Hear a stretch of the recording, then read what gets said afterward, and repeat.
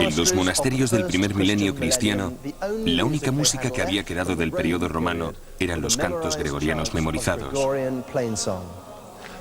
La conservación de los cantos a través de una tradición básicamente oral durante tanto tiempo, a pesar de todos los inconvenientes que esto conlleva, fue un milagro. Entonces, alrededor del año 1000, se dio un gran salto de la memoria al papel. Se empezó a escribir música. Un hilito de notas pasó a ser un río, y luego un torrente.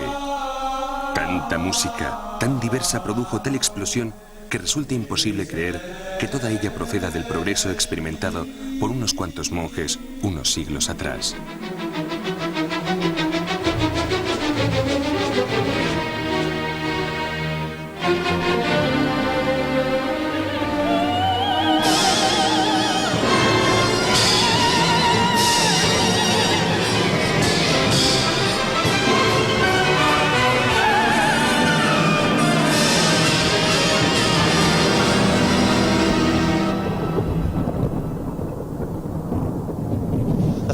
El hecho de que nuestra música se pueda escribir fácilmente es fundamental en lo que a su éxito y distribución se refiere.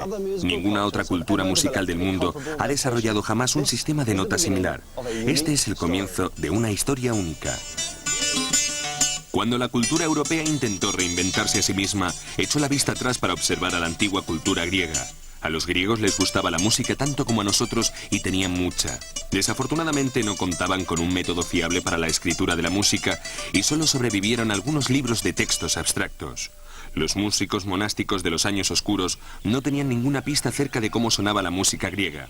Sorprendentemente, esto no les disuadió de su intento a base de dolor y errores por construir un sistema musical basado en las teorías griegas. Era como si fueran buceadores de las profundidades en busca de un barco hundido, solo con los planos del diseño original del barco para guiarse y sin ninguna indicación de por qué océano empezar la búsqueda. Cultural y musicalmente hablando, para estos monjes medievales debió ser algo como investigar en una especie de vacío.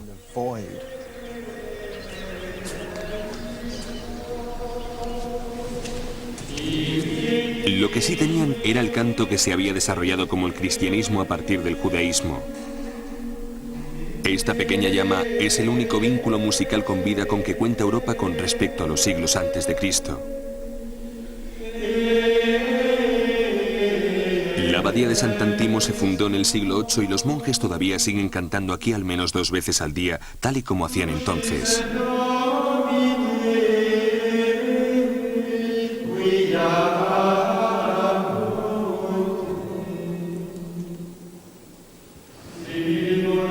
Esto no es simplemente una música agradable, tal y como frecuentemente se piensa hoy, ni tampoco un tipo de aromaterapia para los oídos.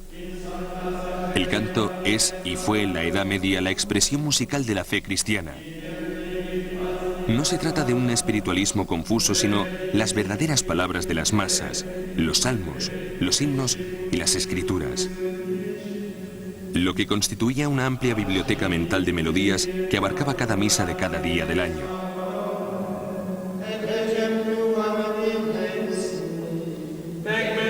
En el siglo VII, el Papa Gregorio el Grande, de ahí el nombre de cantos gregorianos, ordenó la codificación de todo el repertorio de cantos, de modo que todo el territorio europeo cristiano cantara el mismo himno siguiendo el mismo libro.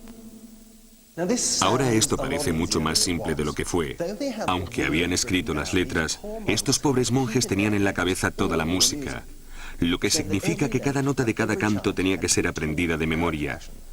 Estamos hablando de algo que sería como 80 horas de música, el equivalente a memorizar las obras completas de Beethoven y Wagner sin la ayuda de partituras. Me pregunto cómo los músicos religiosos modernos podrían hacer frente a tal objetivo. Para averiguarlo, hice que el coro de la Catedral de Salisbury volviera a los años oscuros simplemente quitándoles toda su música impresa. Memorizar un par de miles de cantos no solo llevaba media vida, sino que también tenía 1 o 2 graves inconvenientes. El excelente coro de la Catedral de Salisbury me va a ayudar ahora a demostrar uno de estos defectos. Voy a cantar una pequeña melodía a Richard, el director del coro, y él luego se lo cantará a otro miembro del coro y este a otro, y así sucesivamente hasta el final. Cuando haya llegado al último miembro, ¿será la misma melodía o será un caso de rumor gregoriano? Vamos, Richard.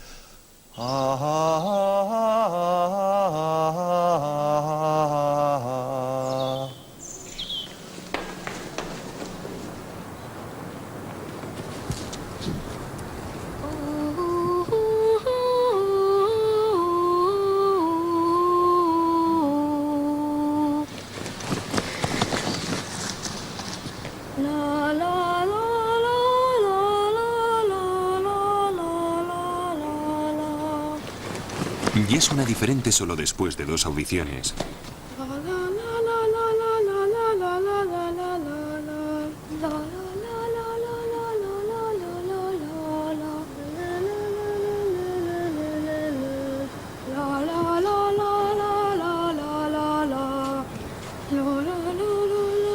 Tiene una longitud diferente, un tono diferente y una velocidad diferente.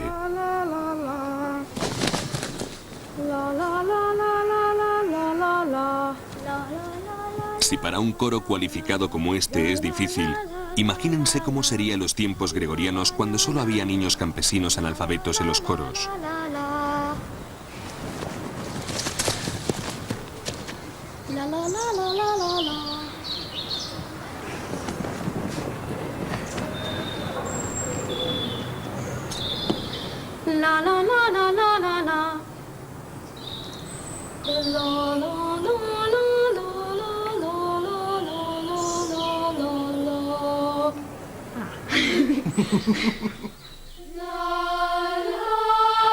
Otra forma en que la gente intentaba enseñar las melodías era teniendo un maestro del coro con una buena memoria, que movía las muñecas para indicar en qué dirección iba la melodía.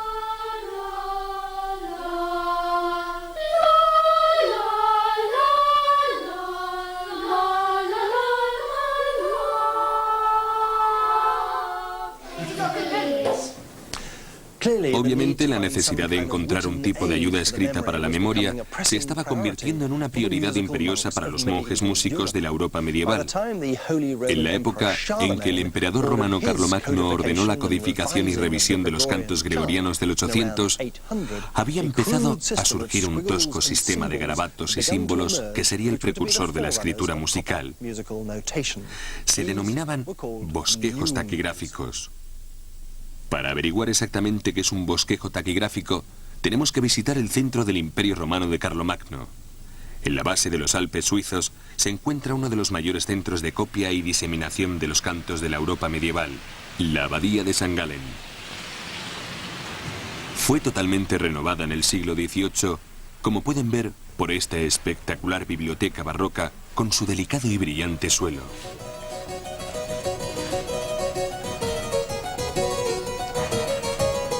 Incluso entonces ya eran conscientes de los manuscritos medievales extraordinariamente valiosos y poco comunes de la época de Carlomagno que estaban en su poder.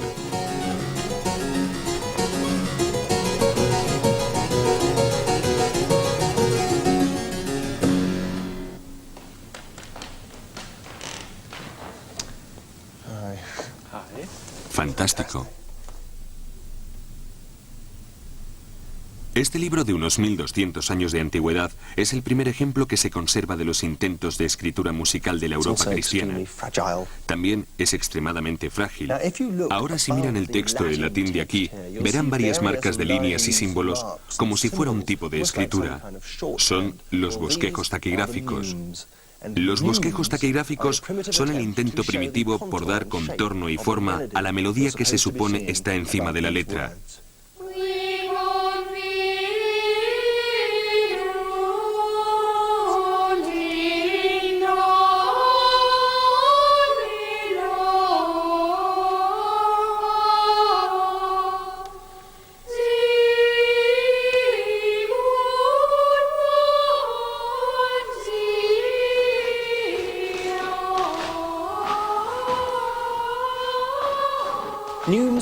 Existe una gran variedad de bosquejos taquigráficos. Cada región de Europa, prácticamente cada monasterio, tiene su propio estilo de bosquejo. Los de San Galen parecen acentos graves y circunflejos franceses. De hecho, es así como algunos eruditos piensan que se originaron por primera vez los bosquejos. Otra explicación es que son representaciones gráficas de las señales manuales y de los gestos que un director utiliza para mostrar a los cantantes qué nota cantar después.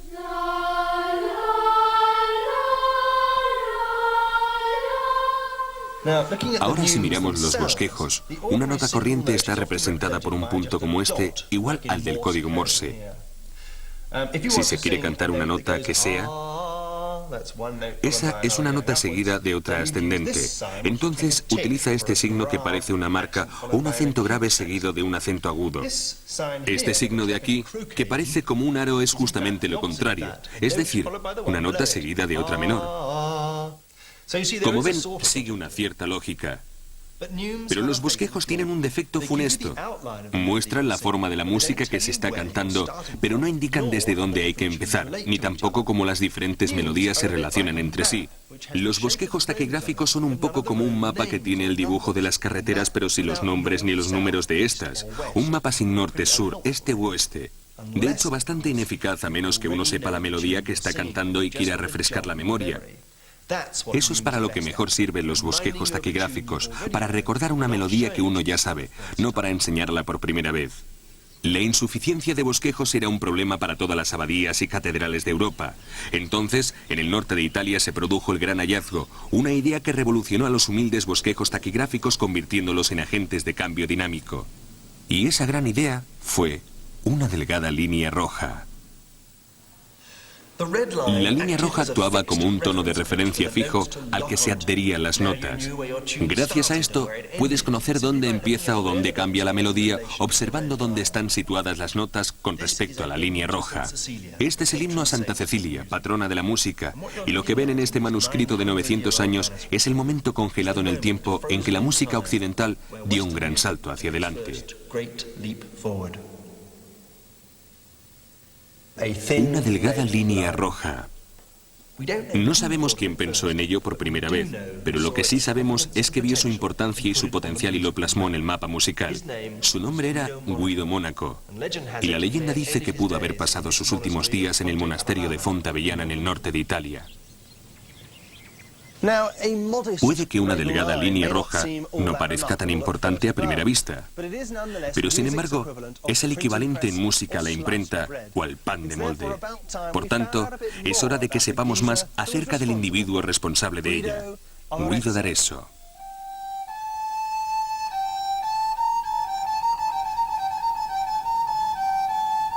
La historia no da muchas pistas sobre Guido Monaco, Guido el monje. Excepto que su reputación de maestro de canto innovador hizo que el obispo de Arezzo pusiera precio a su cabeza. Guido llegó aquí para trabajar alrededor del año 1020. Gracias a sus métodos revolucionarios, su fama se extendió por toda la Europa cristiana. El hecho de que Guido, el hombre que nos proporcionó la escritura musical, apenas sea un nombre familiar, se puede atribuir a Arezzo, la ciudad toscana universitaria donde vivió y trabajó durante muchos años.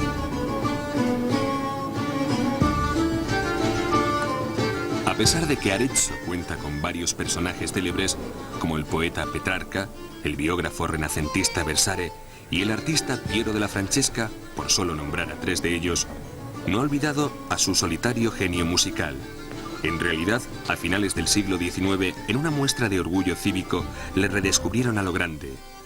Desgraciadamente, gran parte del siglo XIX, en lo que a Guido se refiere, no muestra un gran escrutinio histórico. Por ejemplo, esta casa proclama orgullosa que Guido nació y trabajó aquí. Una de las pocas cosas sobre su vida que ahora los eruditos saben sobre seguro es que ninguna afirmación es válida.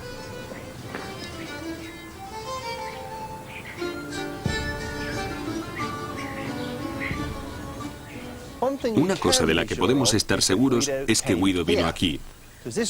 Estas ruinas son lo único que queda de la catedral en la que él trabajó en el año 1020. Construyeron otra catedral un siglo más tarde al otro lado de la colina. Este edificio fue demolido en el siglo XVI por Cosimo de Medici para mostrar al pueblo de Arezzo lo poderoso que era.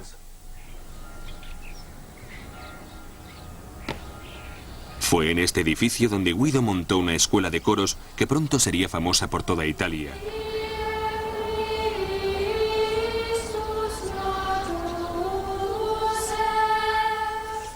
En términos generales, sus métodos siguen utilizándose hoy en día. Los miembros del coro de Guido que cantaron aquí, en este mismo edificio, fueron las primeras personas que leyeron música en el papel. Que alguien pudiera cantar una melodía que no había oído antes, simplemente con mirar a los garabatos y puntos sobre el papel, fue considerado como una de las maravillas de la época.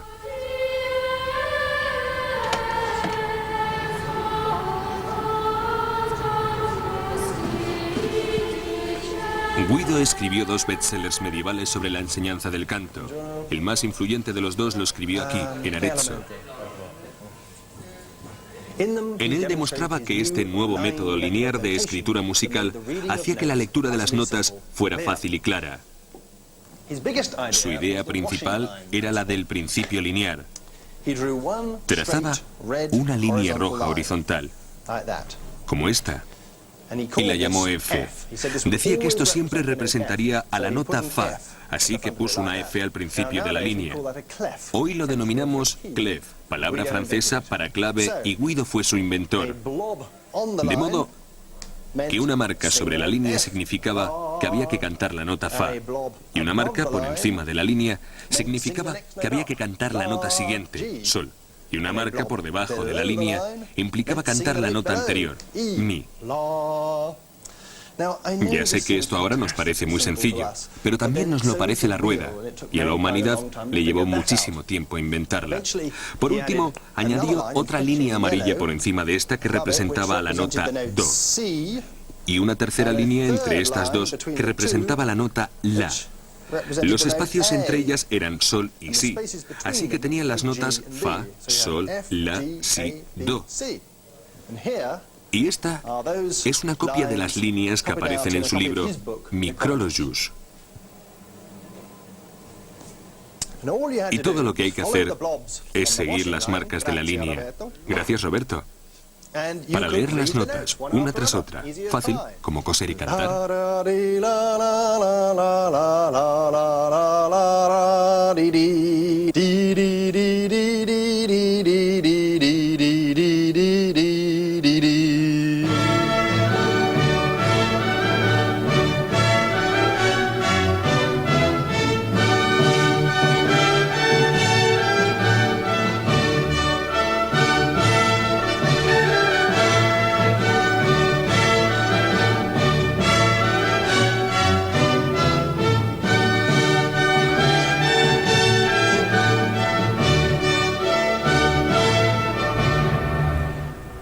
La escritura musical era la teoría y muy buena, por cierto. Pero Guido, como maestro de canto, quería ayudar a los miembros de su coro en la práctica. Quería que sus alumnos pudieran oír en sus cabezas el tono de cada nota, desarrollando así un instinto sobre en qué medida sería grave o aguda una nota. Como ven, para cantar una melodía correctamente hay que reconocer instantáneamente la distancia entre dos notas. Por ejemplo, cuando cantamos el primer tiene 4 notas y no 5. O podría tener 7 como en. Por tanto, estos cambios se llaman intervalos y Guido encontró una forma novedosa de recordarlos. Aquí tenemos una pista.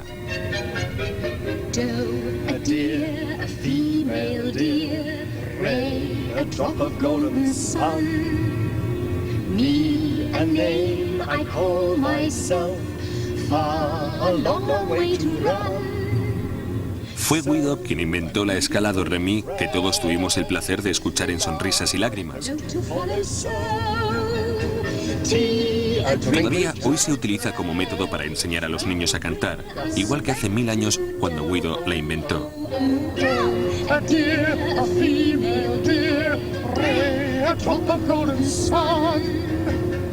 Para obtener alguna pista más sobre esta figura tan exclusiva y para ver su escala do re mi en acción, fui a visitar el pequeño pueblo de Tala, a unos 30 kilómetros de Arezzo, donde la leyenda dice que nació Guido.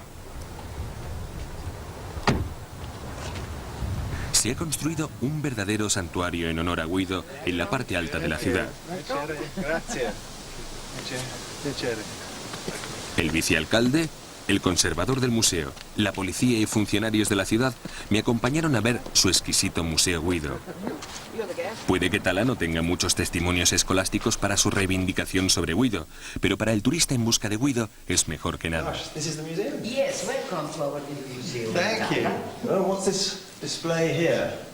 El museo, aunque es pequeño, no carece de la iluminación más sofisticada.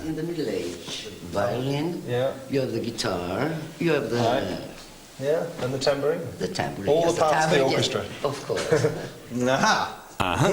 Y aquí tenemos el sistema de canto Guido con un diseño infantil en la pared. Igual que María en Sonrisas y Lágrimas, Guido enseñaba a los miembros del coro una cancioncilla que él mismo había inventado. Su canción, Ut Quem Laxis, no era tan fácil de memorizar como la de ella, ni tampoco los miembros del coro llevaban pantalones tiroleses, pero la idea era la misma. Los nombres Ut, Re, Mi, Fa, Sol, La eran las primeras sílabas de cada palabra latina de este memorable himno. Por cierto, el sistema de Guido de hecho se llama Ut, Re, Mi y no Do, Re, Mi. Pero esa es otra historia. Creo que estarán de acuerdo en que la frase Ut ediar efimel diar no suena igual. Cada una de las frases comienzan con una nota diferente y las notas están dispuestas en orden ascendente de graves a agudas. Ut, re, mi, fa, sol, la, and ti. La parte final se añadió más tarde, en caso de que se lo estén preguntando. Si pulso este botón de aquí, un grupo de monjes atrapados para siempre detrás de este muro cantarán toda la frase en latín.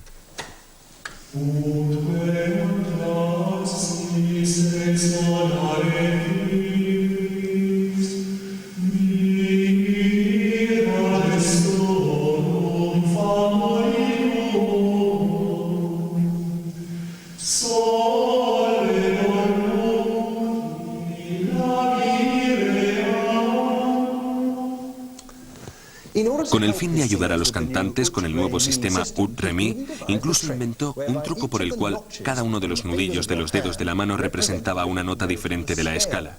Se denominó la mano guidoniana.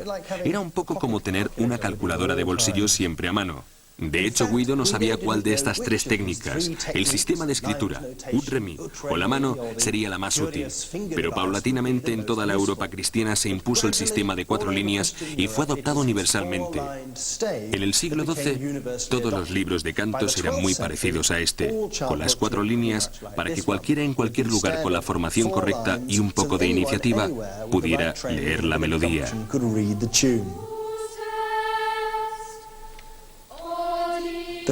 La quinta línea, con la que estamos familiarizados, fue añadida para otros tipos de música en el siglo XIV.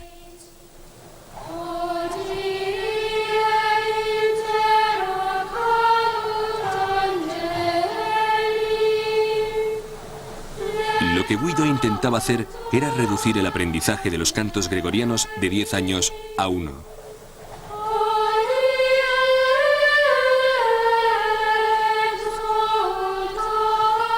Él mismo había sido miembro de un coro. De hecho, el pueblo de Tala sugiere que puede que empezara su vida en la iglesia como un joven monaguillo en el siglo X en Santa Trinidad de Bari, monasterio escondido en los bosques de Patromanio al norte de la ciudad.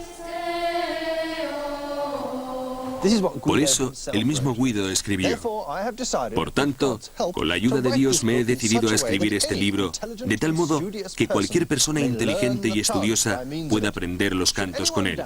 Si alguno dudara de que lo que digo no es cierto, déjenle que venga y vea cómo los niños pueden hacerlo bajo nuestra tutela. Niños que hasta ahora tenían una completa ignorancia de los salmos.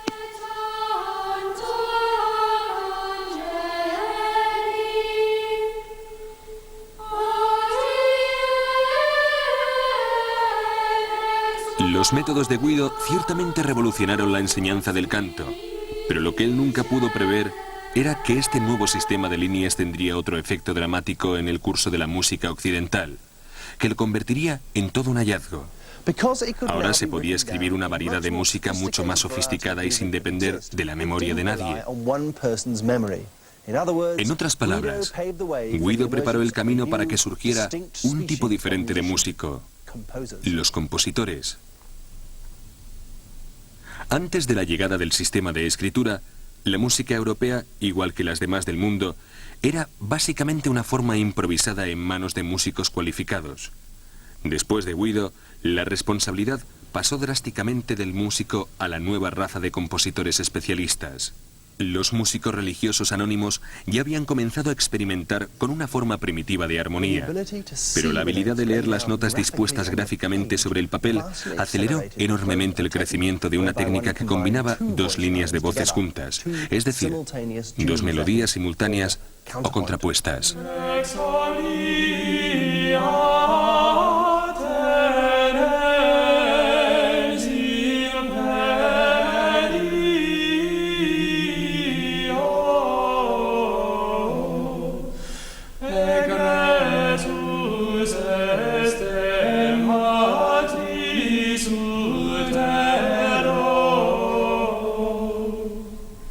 Los compositores tardaron otros 200 años en reunir el coraje suficiente como para escribir 3 líneas a la vez.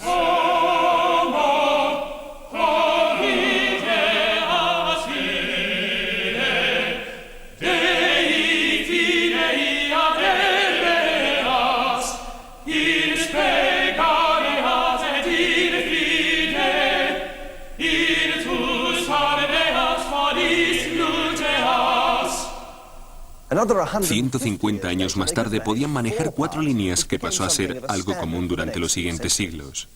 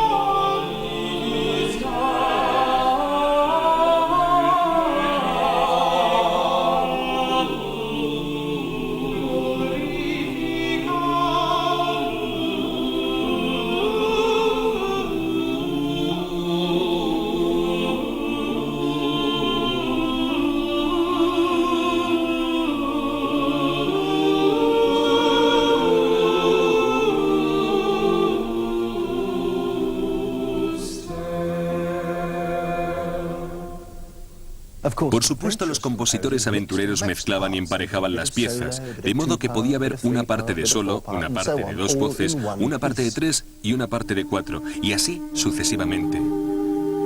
A esto siguieron trabajos de gran belleza. Uno de ellos, el Miserere de Allegri, fue considerado por el Papa como demasiado potente y perturbador para la mente de los mortales y decretó que su propio coro solo lo cantaría una vez al año. Copiar la pieza sería castigado con la excomulgación y los originales se conservaban bajo llave en el Vaticano. Sin embargo, el Papa no había tenido en cuenta la habilidad de un joven de 14 años que con solo oír una vez una pieza podía volver a sus aposentos y escribirla de memoria, en lo que, por cierto, tardaba unos 15 minutos. Luego sacaba la copia ilegal fuera de Roma y, por tanto, rompía el embargo oficial de una forma descarada. El joven en cuestión era Wolfgang Amadeus Mozart. Sin sistema de escritura, adiós a Mozart y adiós al Miserere. Este es un extracto del Miserere de Mayo de Allegri interpretado por el coro de la Catedral de Oxford.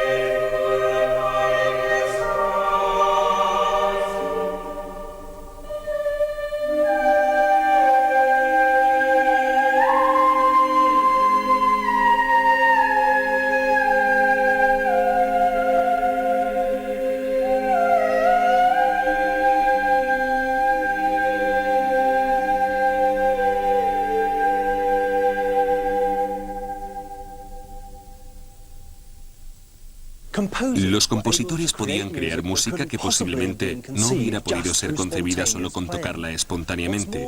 Y lo que es más, podían dar forma a piezas largas que iban más allá de la capacidad de memoria a corto plazo de una persona.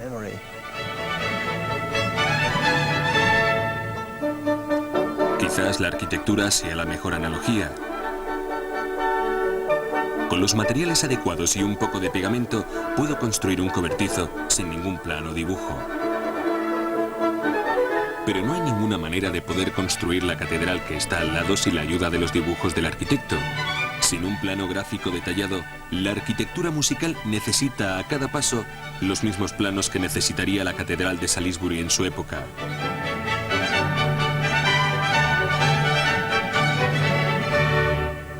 Desde el nacimiento del Homo sapiens hasta la época de Guillermo el Conquistador, la música esencialmente consistía en una melodía con acompañamiento rítmico. Pero desde la invención de Guido en adelante, la velocidad de cambio y el desarrollo de la música ha sido en comparación tremendamente vertiginoso. No creo que fuera consciente del genio al que estaba dejando salir de la lámpara cuando ofreció a la música una base sobre la que trabajar y consecuentemente haciendo posible millones de combinaciones armónicas.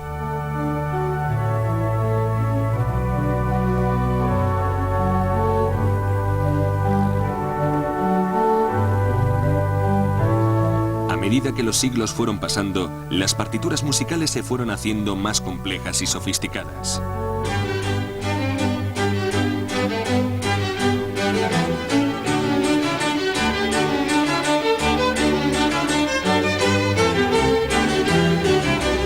Más y más arreglos se añadieron a la delgada línea roja, lo que tuvo por resultado el desarrollo de un lenguaje musical enciclopédico.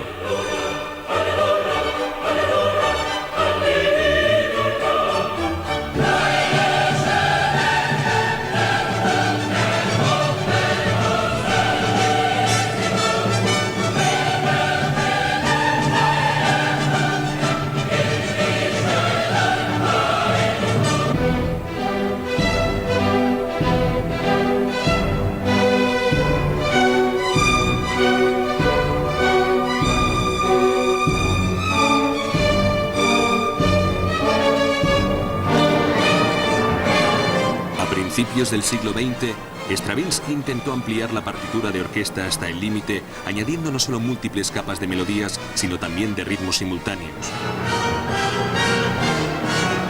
A finales del siglo XX, la adopción del sistema de escritura musical de Occidente por parte de todas las músicas del mundo era un hecho imparable.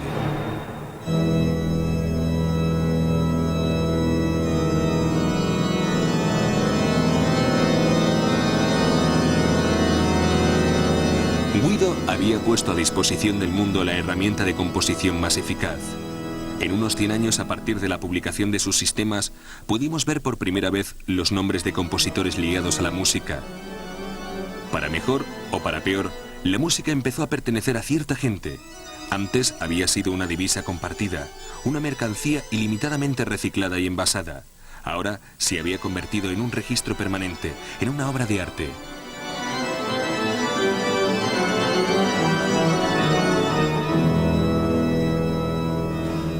La música estaba por encima del momento, la persona, el país o el idioma y podía transportarse a sí mismo hasta otra persona en otro país u otro tiempo y lugar y seguir siendo la misma pieza de música. Solo podemos imaginar cómo sonaría la música a los oídos del faraón Ramsés II o de Marco Antonio y Cleopatra. Pero hoy podemos tener en nuestras manos la música escrita durante el reinado de Ricardo Corazón de León o Napoleón Bonaparte gracias a Guido. Ninguna otra cultura ha podido crear un sistema de escritura como el modelo occidental. Incluso los chinos, sofisticados musicalmente, tenían un código. Pero este solo dice dónde hay que colocar los dedos en un instrumento de cuerda. Apenas dice nada sobre la música. El código también fue utilizado para el laúd, precursor de la guitarra. Otra forma moderna de código son los símbolos de guitarra que se utilizan en la música pop, como en la canción de Jimi Hendrix, Larga y cálida noche de verano. Y aquí están los nombres de los acordes: do sostenido 4, sol 7 o si. El problema con este código es que tampoco informa sobre el ritmo, la velocidad o incluso sobre la melodía de la canción. Asume que uno sabe la canción que va a tocar. Es como refrescar la memoria, un poco como los bosquejos taquigráficos en ese respecto. Por eso, la escritura lineal de Guido, partiendo de los bosquejos, se ha extendido por todo el planeta como el único modo, completamente exacto para escribir la precisa intención de los compositores. Todos los tipos de música de otras culturas han sido traducidos al sistema occidental. Incluso el jazz, cuando los compositores querían crear estructuras mayores o más ambiguas para especificar qué notas deberían tocar los músicos o para añadir más instrumentos a la banda, solo había una opción realista: utilizar el sistema de escritura de Guido.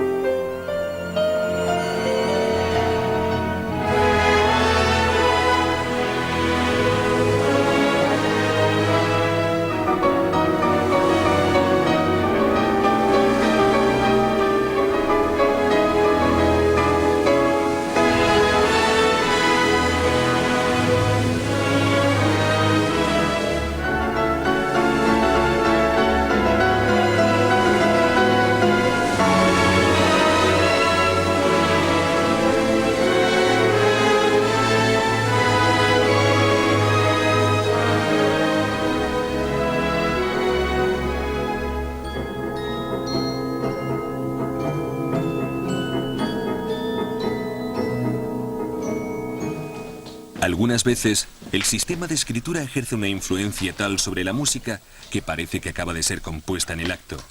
El aparente flujo libre de sonidos improvisados de un músico como Kearney Payne son posibles gracias a una plantilla musical escrita con las líneas de Guido. Johann Sebastian Bach hubiera estado encantado.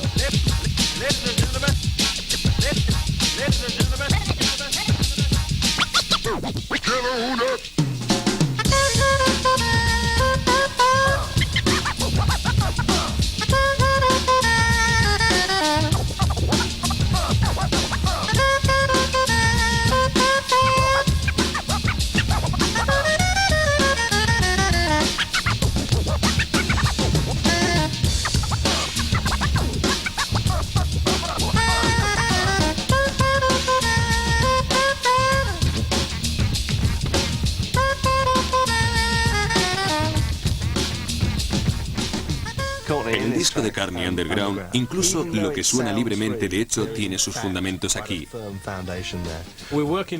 Trabajamos en una idea que está basada en 3 o 4 temas. Y el DJ los une improvisadamente. Así que la naturaleza del tema es improvisada, sí. Pero definitivamente hay una estructura en lo que estamos haciendo. Si escribes algo, tanto si es una serie de acordes como una melodía, ¿es como un punto de partida? Sí, desde luego. Yo doy los acordes, ellos dan la melodía y también los acentos. Cada uno toca en base a eso.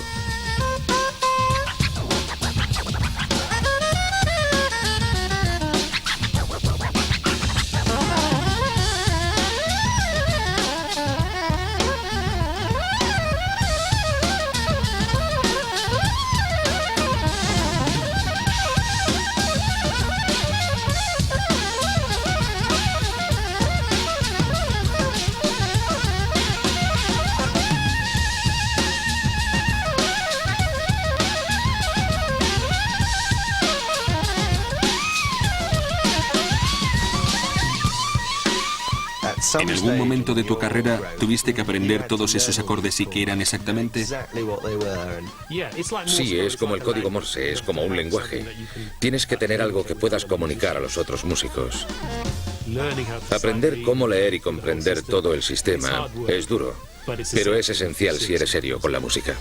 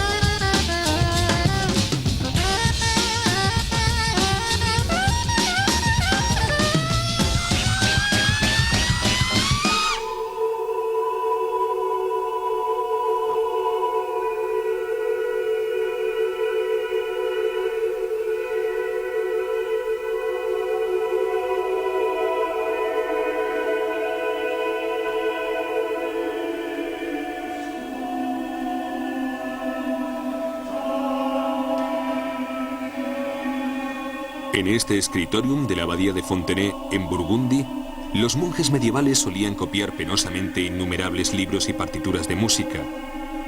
Al final, la imprenta hizo que su laborioso arte pareciera superfluo. La nueva y poderosa tecnología de nuestro tiempo va a suponer que los cambios originados por la imprenta parezcan, en comparación, un juego de niños. Aunque algunos compositores clásicos profesionales sigan escribiendo a mano todas sus partituras, la tendencia arrolladora es escribir la música en el papel utilizando otros medios. Hace 5 años, yo solía escribir mis composiciones al estilo antiguo, manuscritas sobre el papel, como miles de compositores del pasado. Ahora cuento con el potente software Sibelius para que lo haga por mí. Puedo poner las notas en la partitura virtual, tecleándolas aquí, o bien puedo tocarlas simplemente en el teclado.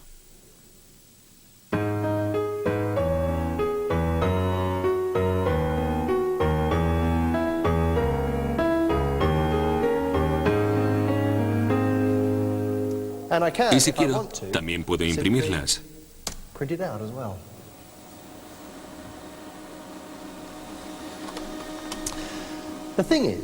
La cosa es que aunque esta música impresa instantáneamente parezca maravillosa, de hecho es bastante imprecisa, o mejor dicho, tan precisa que contiene montones de pequeños detalles que posiblemente no podría entender si estuviera tocando el piano.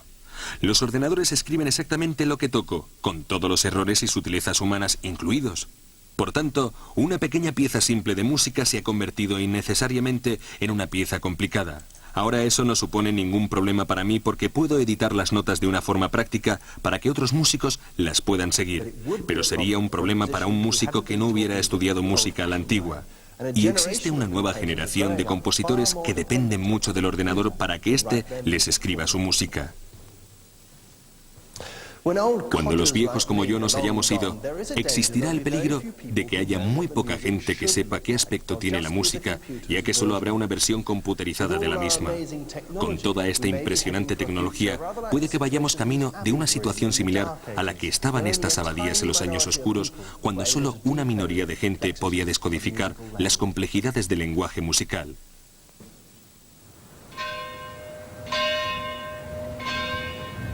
A Guido d'Arezzo le habría encantado el software musical Sibelius que yo tengo en mi estudio. Habría hecho mucho más fácil su labor de codificar y archivar el gran repertorio de cantos al que se enfrentó todos los días de su vida. En su lugar, tuvo que desarrollar un sistema de escritura manual que hizo posible la Pasión de San Mateo, las bodas de Fígaro y la consagración de la primavera, por no mencionar Rhapsody in Blue o los arreglos de Nelson Riddle para Sinatra. Creo que somos muy afortunados con lo que hizo, porque, pase lo que pase después, la música escrita del primer milenio ha sido una fantástica aventura.